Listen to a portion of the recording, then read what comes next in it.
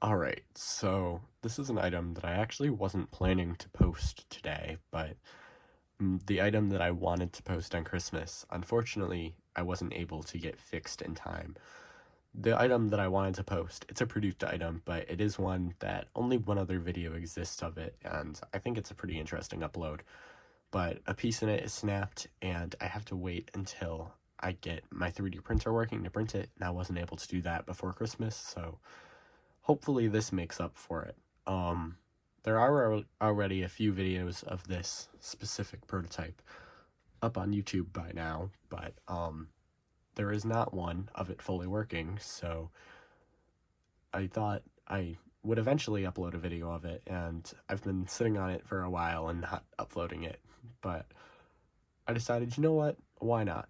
So, a lot of you may not know, but especially over the past year, I've gotten a lot of Funky Monkees, and I actually have every single produced Funky Monkey other than the yellow Steelers Funky Monkey that plays the Steelers theme song, which you might actually not know exists because there used to be one video of it up on YouTube, and that video isn't up anymore, so we literally only have the stock photo, and the only proof that it exists and was actually produced is in my memory, but I promise you it was, so I will not call my collection complete until I have one.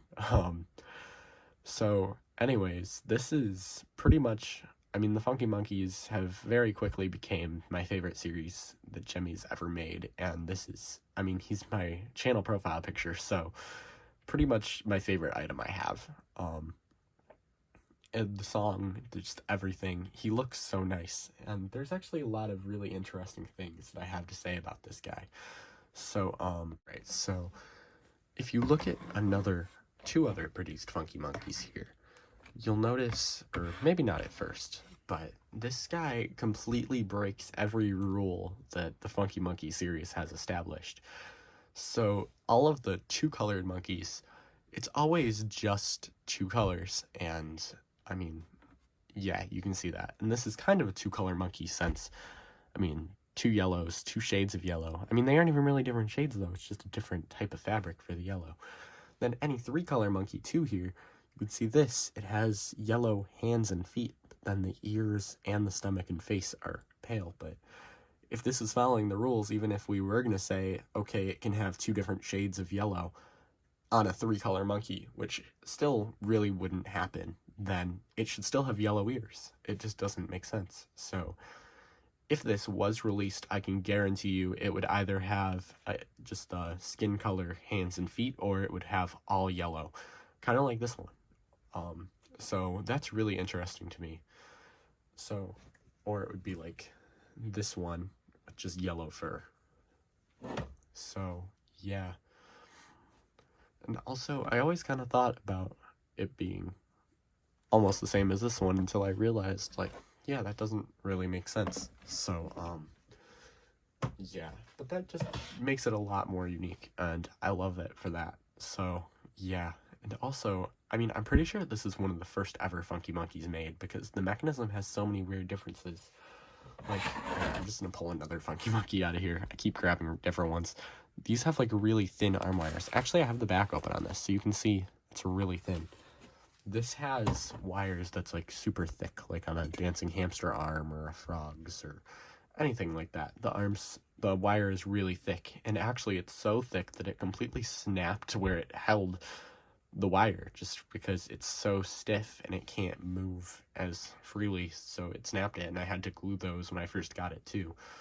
And the mechanisms are still a little bit squeaky, and I think that's a result of not only the arms, but also having to glue it, and yeah, it's kind of unfortunate, but it's not that bad. And the audio sounds kind of squeaky too, I guess, or like a train, so I don't know. It doesn't really bother me that much. So, yeah. I mean, he just looks so nice. I mean, I don't put batteries in it that often, but he's 9 times out of 10, he stays on my desk. It's one of my favorite items I own, if not number one. So, yeah. I can actually show you. I have the back open right now. I do have to sew it eventually, but this is his EEPROM, as you can see right there. It has two little, these are called H bridges, two little boards, one for each movement. Just put that back over there. I uncovered it to show for the video. And also going back to differences with the mechanism, it just has a bunch of random screws that are like different sizes than they would usually be on a produced one. It's just so cool to see all of that. I can also show you his sticker, and it's so cool because you can see underneath this, it has a handwritten sticker underneath it, and then they just, for whatever reason, decided to completely change and put a different sticker. Like, I almost wonder, like, did that belong to this item? And it looks like it kind of goes, it looks like it would be that way, maybe. But I almost wonder, like, did they have another Funky Monkey or another item? It could have been a turtle that this foot went to. I mean, heck, they actually use these bottoms of the feet for the mini horror characters and everything. I mean, it could have been anything that they took this bottom of the foot from. And it might have been another sample that had that handwritten sticker. I mean, if there was, for it to be handwritten, it was probably a really, really early sample too. So maybe there was some other super early prototype that they just kind of scrapped and used and just covered up the sticker, which is really interesting. Oh, and I also, the old battery cover was a little bit cracked, so I actually, just to make it easier to take on and off, I replaced it, but I still do have it. I keep it safe, don't worry. But it has one of those stickers that say sound approved with a signature from someone named Anna, so it's kind of interesting. So yeah, I actually don't think I have that much to say about this, but how I got it, if you don't remember, this was listed by Grandstand almost a year ago probably now, so it's been a while. And it ended up selling for around 150, I want to say. I really wanted it right off the bat, but I wasn't as into the Funky Monkees as I am now, and my friend also really wanted it, and I said, alright, you can bid on it. I don't need to be spending more money right now. But I did end up spending more than it sold for it, so, you know. So, it sold. My friend was the second highest bidder, and did not get it, but, I forgot his actual name, or, I think his name on Discord was Lightbulb. I forgot his channel name too, but anyways, someone else won this, and they had it for a while. I got this probably about 6 months now, or maybe I got it a whole year ago now. So then it would have been listed way before that. Alright, anyway, I'm kind of getting on a tangent. A while ago, I purchased this off of someone for $200, which is a little steep, but I was more than willing to pay that for it. And it's actually kind of funny because I heard a rumor that it was going to be sold or traded to someone else, and I was kind of upset, like, oh, I didn't know you traded that. But then that never went through, and then a while later, I heard that, or actually, no, right after, like a few months after, when it didn't go through, I asked him to trade it to me, and he said no, so okay. And then a while later, I heard that he really needed money, and he was looking to sell something. And then my friend Landon, he told me, like, he was thinking about buying it, and I was like, whoa, he'd sell that? Landon was actually asking me, like, how reliable he was to buy something from, and I was like, because I bought the prototype chinchilla, female chinchilla, off of him too. And I mean, I told Landon, like, yeah, he's not a scammer by any means, but he'll take like 2 months to ship it. And it took almost 3 months for me to receive this after paying, so it was definitely worth the wait, though. But once I told Landon that, he was kind of like, I don't know if I want to buy it. So I was like, oh, I'll buy it.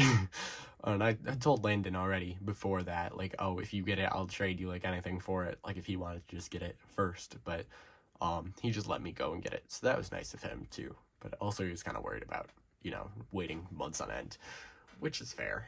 But anyways, the next day, I sent him $200, and 3 months later, here he is. So, yeah, easily my favorite Funky Monkey, and also one of my favorite items in my collection. I haven't said it enough times. I'm going to say it 10,000 more times. So, without further ado, I will play it, and yeah.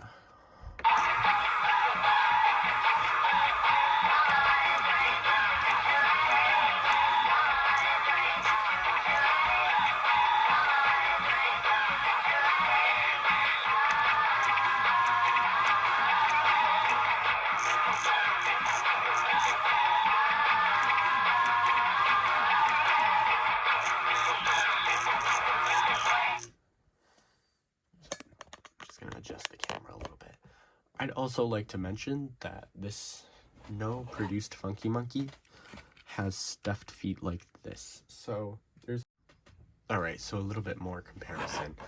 If you look at these, ignore this foot because it's a little bit flattened from placing the button, but this is a Walmart model of a Funky Monkey, and it has like a nice piece of fabric sewn in here, and then it has stuffing put in between so that it has very defined feet and they're stuffed. Normal Funky Monkeys that weren't from Walmart, their feet are almost flat, like there's like nothing in there. This prototype, it has a bunch of stuffing in the feet, and it doesn't have that pattern inside that keeps it super nice, but they're just like stuffed. They look kind of chunky. That's a little bit interesting. No produced Funky Monkey is like this, so yeah, I'll play it one more time as well.